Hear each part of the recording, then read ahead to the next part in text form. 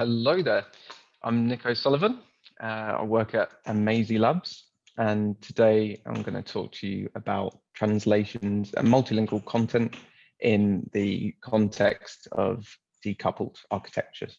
And in this example, we'll be looking at using Drupal with Gatsby, which is a popular static site generator.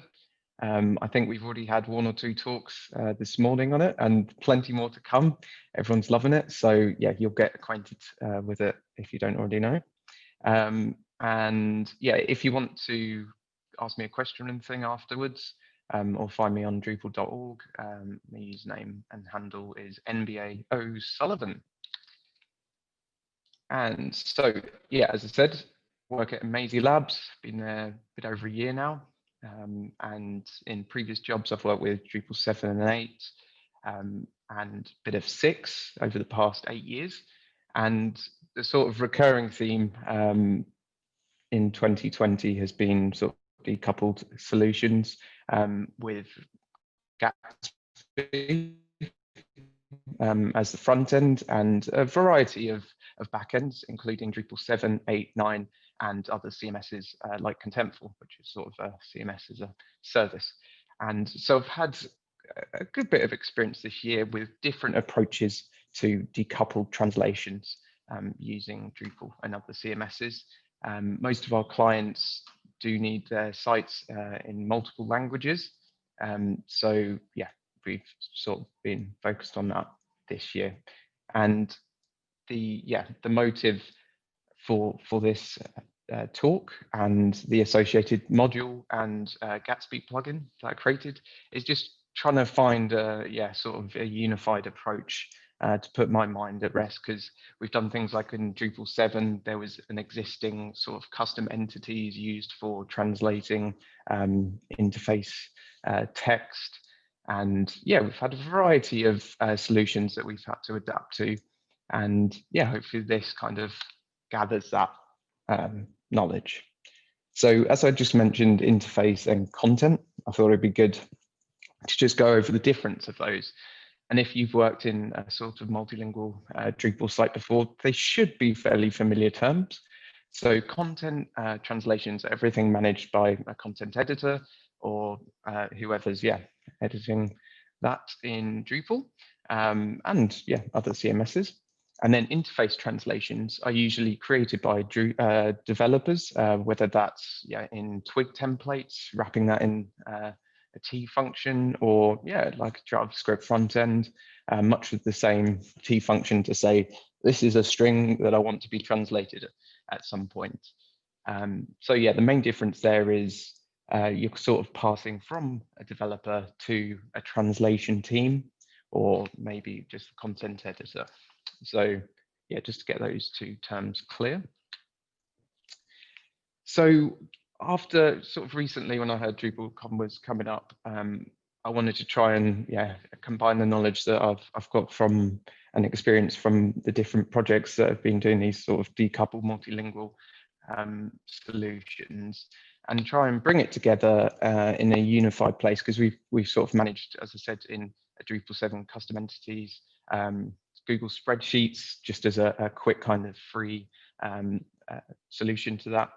And so I thought, Drupal 8 has a fantastic way to manage user interface strings. So can we not, leverage that in our decoupled sites? Because we're always having to, whenever we ship or deploy a new feature, there'll be certain interface translations. So for example, the button text like submit, and then that might have to get translated into 9 different languages. And it's a workflow that you kind of need to consider when creating multilingual sites. So the goal was to get Drupal providing the multilingual content so that can be consumed by front end, which is nicely done within core now within JSON API. There are obviously other solutions like with GraphQL API. And also I wanted the ability to manage those interface translations. So we already have that UI within Drupal, and I wanted to be able to expose that and be able to write to it. Now, those aren't entities within Drupal. So it was necessary to create some custom endpoints for those, one to be able to retrieve it and one to be able to add new strings, because usually they're picked up within Drupal from using the T function. And we just needed a way for a decoupled architecture to work in the same way. So I created the decoupled interface translations module, and that's on Drupal.org. You'll be able to use that in projects now. It's early stages, but yeah, that's cool. And then on the Gatsby side of things, so the chosen front end, I wanted to be able to source content from Drupal, multilingual, so every enabled language, which is made easy by the Drupal, the Gatsby source Drupal plugin. However, currently it doesn't support multilingual content without a patch that's been open for a while. But with that, it's all good. And apply the patch and you're able to get multilingual content via JSON API. So that source plugin makes all its requests to the JSON API and then pulls that into Gatsby. And then interface translations, we wanted to achieve that. So for example, again, the submit button, if I was to write the submit label, I want to make that translatable. And also being able to talk from the Gatsby app to Drupal. So being able to post to the Drupal endpoint and have those created within Drupal and being able to manage in the UI. So I created these two modules. So we have the decoupled interface translation there and the Gatsby plugin here, which kind of takes care of a lot of things. So it uses IoT Next, which is an internationalization framework for providing translations in JavaScript. So it could be in Vue, React, and Gatsby. So this plugin's specifically for that. So I've kind of already gone through these couple of slides, so I'll miss it as we do have limited time in these lightning talks. But this is just basically going over content translations and interface translations within Drupal, how those are exposed, and just mentioning that interface translations aren't out the box available via an API. So then the sort of example repo I've got here, you should be able to access this just by an URL or after the talk. And that's basically just two folders with the Gatsby app in here, which includes that plugin that we've shown you here, and also the Drupal, just a starting point for using the decoupled interface translations. So if you feel interested in this afterwards, you can go on there and give it a go. So now I'll just jump into what we had to do. So to get that content, we're going to need to retrieve that from Drupal for an API. And thankfully, that's all nice and easy these days with JSON API included within core. So that's as simple as enabling the module. And then that exposes various endpoints. So for example, this one, we're listing out the recipes because I've just installed the Umami demo profile to make things a bit easier. So all the data that's necessary is exposed there. And then we need to look at being able to read and write in a similar way. So having a endpoint to retrieve those interface translations and also write them. So that is something, as I mentioned, isn't available out the box. So I had to look into it and just created this simple module with a couple of endpoints that we can use. setting up JSON API, making Drupal expose multilingual content is nice and easy. As I said, enabling the module, bit of configuration, obviously, if you're not starting from a demo profile, and there's a guide along how to do that. And just generally with these kind of things, it's good to have an API user to just lock down permissions and things like that. And then over to the interface translations. This is for everyone else enabling this module and contributing to it, if it does seem to be useful. It is kind of like a proof of concept at the moment, but it does work, or at least it does on my computer. And within this module, we've got a endpoint for retrieving the interface translations. And what that looks like is this provides this path, this route that will go and fetch all the interface translations from within Drupal. So this might be a screen that you're more familiar with. And that's a reduced list because it's basically filtering on context, which is something you can pass with strings within Drupal. So we've passed this decoupled translation context. So at this endpoint, we're just filtering by that. And when we're adding any of them via an endpoint that we can post to, I've just got an example here in Postman.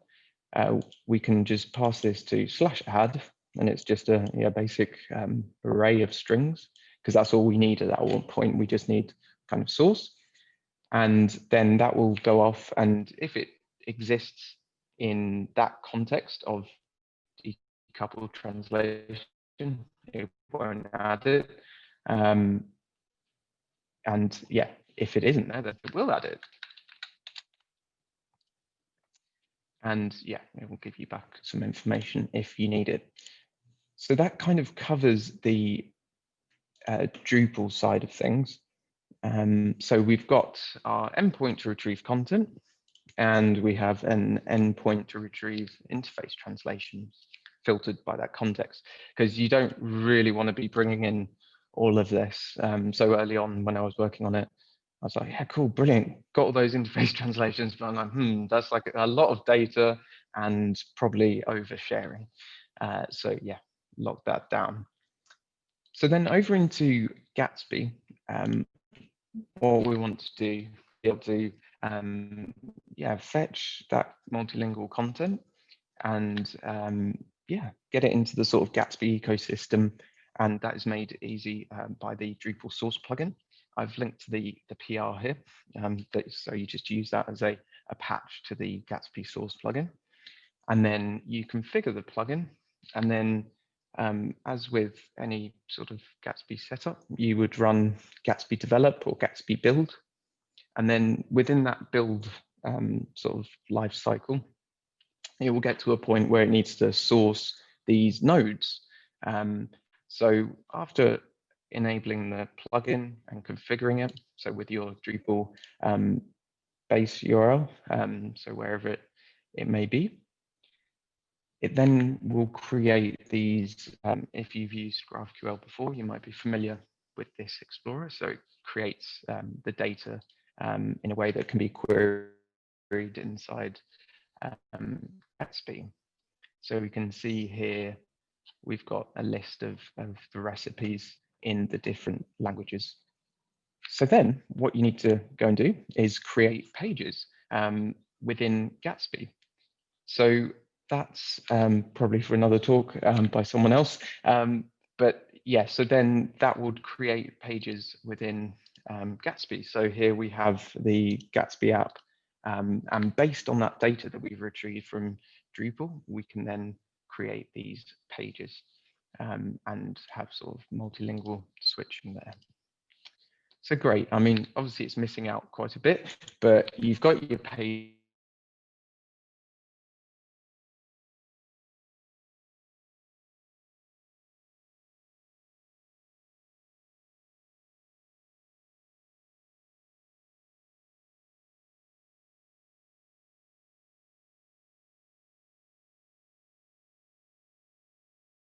Drupal.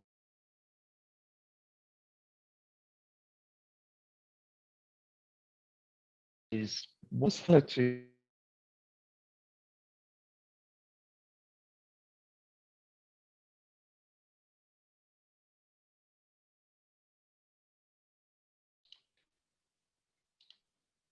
Nick, you might want to share again. Yeah, you're doing it. Cool. All right, I'm back. Sorry about that. Okay, so again, we'd source those, and then yeah, those are available in that kind of Gatsby way. Yeah, data that can be used within Gatsby. So then we can see based on this endpoint that there's yeah, the translations available then. So then the plugin itself will, let's just get back to here. The plugin that I've created will then pass that to IAT Next, which is the internationalization framework, and allows you to use the T function within your app to basically say, this is a translatable string. Please can you put it into Spanish, German, or whatever the current language is.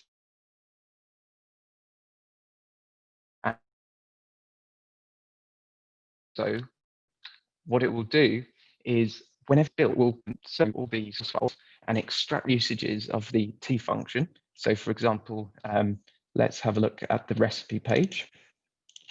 So nice red wiggly line there. And then it will extract those and push those up to Drupal. And then those appear in our familiar user interface with here. So you've kind of got that end-to-end retrieval and parsing, and yeah, you can translate in English, Spanish, whatever the enabled languages are. So that kind of shows it end-to-end. So you've got the translatable strings within your front-end app, and the plugin, the Gatsby plugin that I've created, will scan those, put them up to Drupal. You can then proceed to translate those, and then it will pull them down the next time it refreshes its data. So that's essentially it. And looking at an API, like the GraphQL API, which does provide some advantages if you're in sort of TypeScript world within your front-end applications. It will provide better type inference because it won't be based on content existing. You've got these type schemas, and then interface translations could be managed elsewhere. It might not always make sense to manage them in Drupal, and it will be cool to have a look at added specificity to that context for string source strings. So maybe you could manage multiple Gatsby apps and maybe a Vue app or something like that would be cool. And also filtering by context in the Drupal UI might be might be useful for reasons outside of decoupled translations. Cool. And so just going ahead, if you do tackle a translation project, you've just got to consider who will be translating them, because if they don't have access to Drupal or it's cornered off or whatever reason, you need to know who will be translating and how you can provide those translations to them. And also consider complexity of translated strings. In this example, we just have the basic strings, but obviously you've got to consider plurality, having markup in there, and also context, which kind of refers back to the previous point about what does this string actually mean? Because when a developer is adding that within a component or a page, and then that's passed off to a translation team, there might be something lost in translation. So yeah, getting some kind of context around there would be good. And then also deployment, because obviously as a developer, I don't want to be pushing those interface translations to prod. So think about where those translations are actually going to be pushed, whether it's in UAT and then that goes to prod, so then it can be translated in time for the deployment of the app or something like that. But yeah, thank you very much for listening. That might have been lightning speed. Hope it made some sense. And yeah, let's get on to the questions, I guess.